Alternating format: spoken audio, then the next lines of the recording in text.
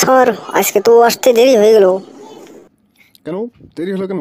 বাসের পিছনে দৌড়াচ্ছিলাম, তাও বাস ছেড়ে দিল। যাই গা, তাও 10টা টাকা বাঁচাইছি। তুই তো আবারও ভুল করলি। তুই যদি বাস তুই অটোর পিছনে দৌড়াইতি তা তোর 30 টাকা বাঁচতো। আচ্ছা যাজ্ঞা, এসব বাদ দিয়ে এখন কিতাব বুঝা বলতো পথ কি প্রকার আর কি কি? আর এইটা কোনো প্রশ্ন হলো? একদম সহজ প্রশ্ন। পথ হইলো 2 প্রকার, আপদ আর বিপদ। তুই ভুল করলি, এটা তোর অ্যান্সার হলো নাকি? এইসব বাদ দিন, আমি একটা প্রশ্ন করি, আপনাকে উত্তর দেন তো। ধরেন একটা গাছে 5টা পাখি আছে, 4টার উড়বার মন গেছে, তাহলে আর কয়টা রইলো? কেন আর একটা রইলো? স্যার কেমনে একটা রইলো? 4টার উড়বার মন গেছে, উড়ে তো নাই। আচ্ছা তাই তো ঠিক বলছিস। স্যার ওইসব বাদ দেন, আর একটা কোশ্চিন করি, এটার অ্যান্সার দেন।